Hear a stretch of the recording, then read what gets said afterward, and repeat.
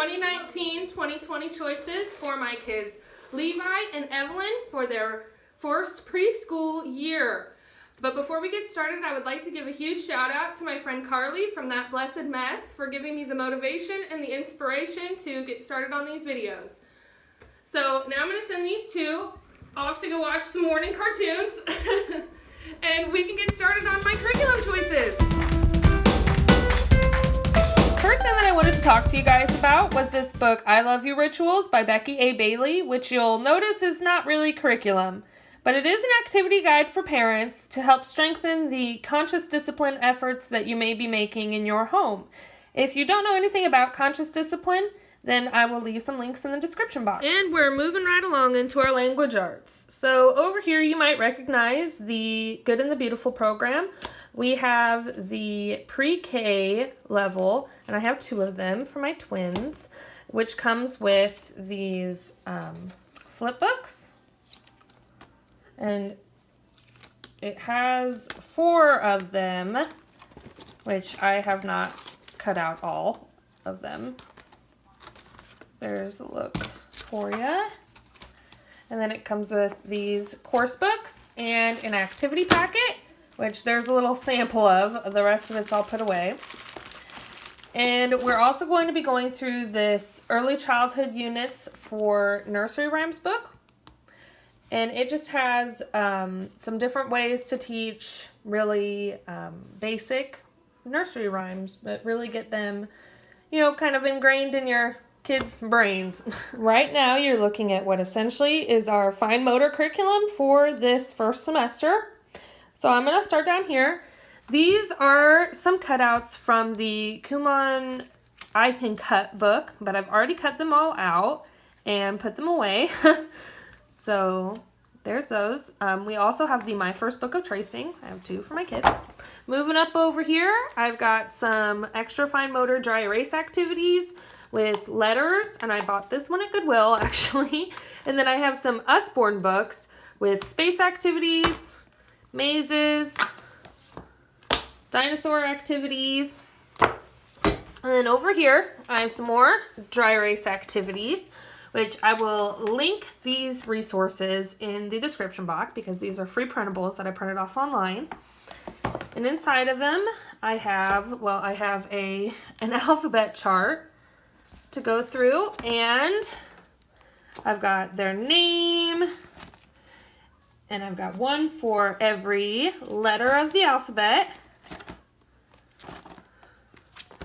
and then one for every number up to 9, and then 0. And I've got a number chart 1 through 100 so we can practice skip counting or stuff like that. And this whole binder, which I've got 2 of them printed out. This whole idea was from JDA's YouTube channel, which I'm a huge fan of hers. If you want to go check her out, I will leave her link in the description as well. This is our main math curriculum for this year. Obviously, since they're so small, a lot of their math comes from playing and from math manipulatives, patterns, simple critical thinking problems, things like that.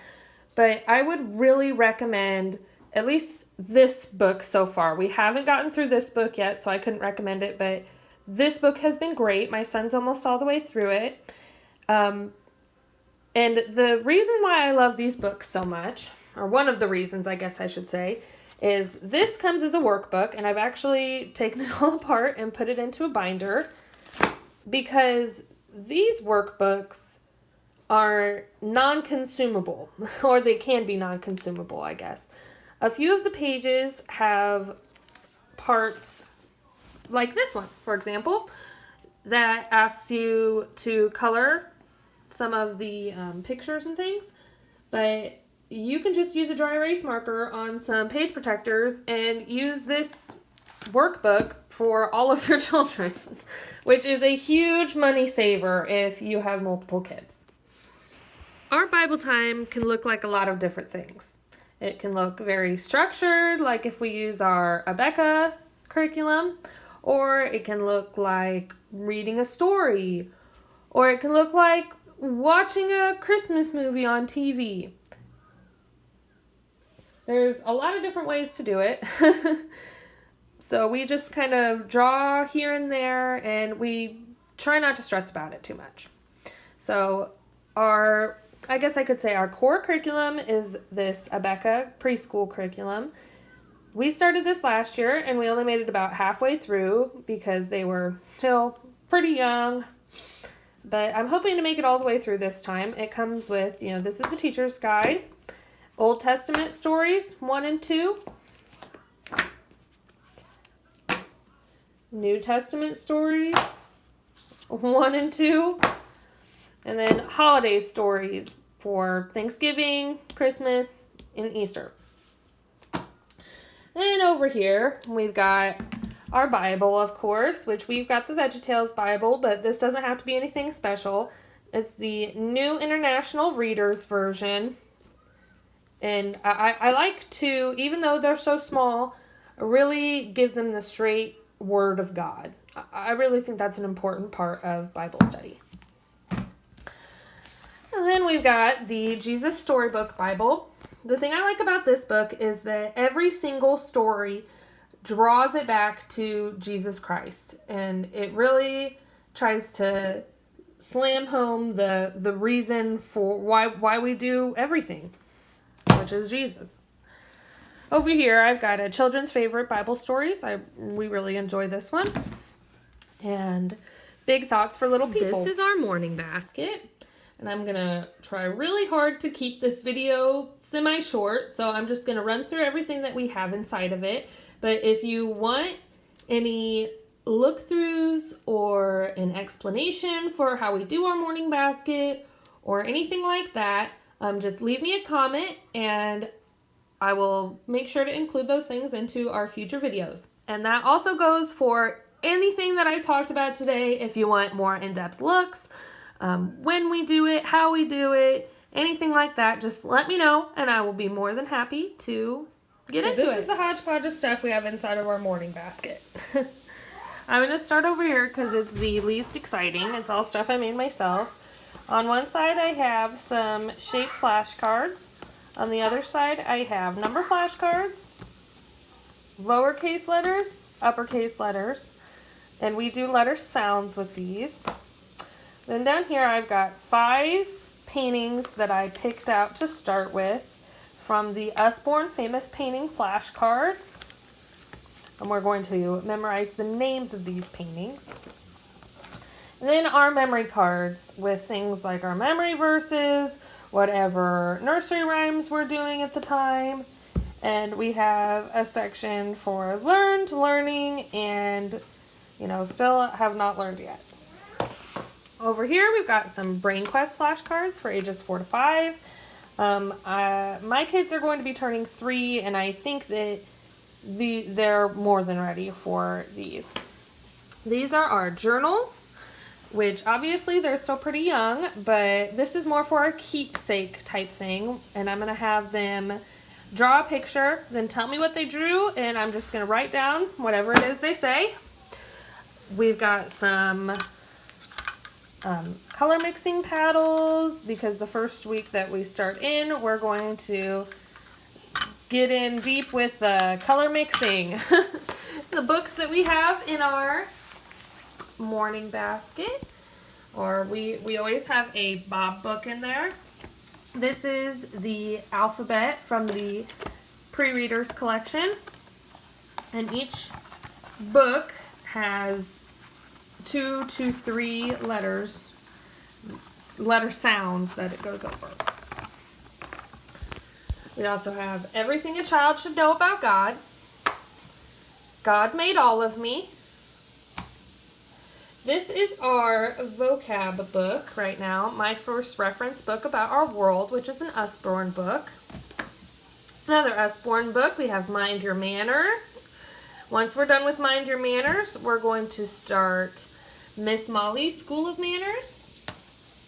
I've got kind of an old book, Where's That Cat? Which this one's kind of cool because it has, like something for the kids to find. And then a scientific fun fact about whatever cat they're looking at. The Children's Book of Virtues. I made them coloring books because I watched the coloring video that JDA put on her YouTube page. So if you want to take a look at that and see why I think it's important to have in my morning basket, then I will link that video in my description box. And I also have Usborne's Count to 100. Here we have our stack of read aloud books. On top we've got Adventures of Little Bear, Usborne Delightful Illustrated Stories, Mammoth Book of Dinosaurs, The Complete Tales of Winnie the Pooh, and 5-Minute Princess Stories, and The Complete Treasury of Peter Rabbit. Our poetry books so far are Where the Sidewalk Ends by Shel Silverstein, Falling Up by Shel Silverstein, Animals, Animals by Eric Carle, Today at the Bluebird Cafe, and Leaves from a Child's Garden of Verses. Science for me at this age is mostly just kind of fueling that curiosity for the kids. So I bought them this lab set from Learning Resources, and it comes with 10 activity cards for different experiments to do, like this one here. The rest of them I actually have already put away. But if you would want a more in-depth review of this science kit, let me know in the comments. To finish off this curriculum video, I have my random odds and ends that we're going to be pulling out throughout the semester. So I'm just going to start in with the box of rainbow pebbles here that come with these cards that the kids are supposed to replicate. Oh, this is the first one. I put away the other ones, but there are 20 of those cards of shapes and things for them to make. This is something that I put together with tanagrams. I just have some tanagrams that they are going to need in this folder here, and then simple tanagram shapes. And as they get better at making these shapes, I'm going to give them harder and harder tanagram shapes to make. Over here we've got a Pooh's number match game. It's basically a puzzle but with cards. I've got these posters here of letters for the kids that we're going to hang up in our classroom. And then I have some extra large flashcards for the letters and letter sounds. I've got a self-correcting puzzle over here, which those are always nice to try and teach the first letter of every word, you know, so they'll look at the frog and they'll think, fa, fa, and then look for the F. Over here, I have this big Get Ready for Kindergarten book. Honestly, just to show you guys that you can even get workbooks from Goodwill, because I found this one and I just copy off the pages that I want to use for the kids, and it works great. Over here, we've got a number hunt game. This one is actually supposed to be for addition, but I just kind of do away with the addition part of it and just have them count out the spaces that they're supposed to be going. This is kind of the same deal here too with Shut the Box. And this is supposed to be about addition as well, but I just have them roll the dice and see what number they get, put down the number. Obviously, they can't get the number 1, so you start off putting that one down, and they really enjoy playing this game as well.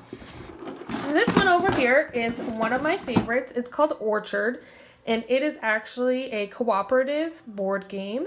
So you all play together, and you're actually playing against this raven here to try and pick all the fruit before he eats them, and they really enjoy this game. Thanks, guys. Let me know what you think in the comments.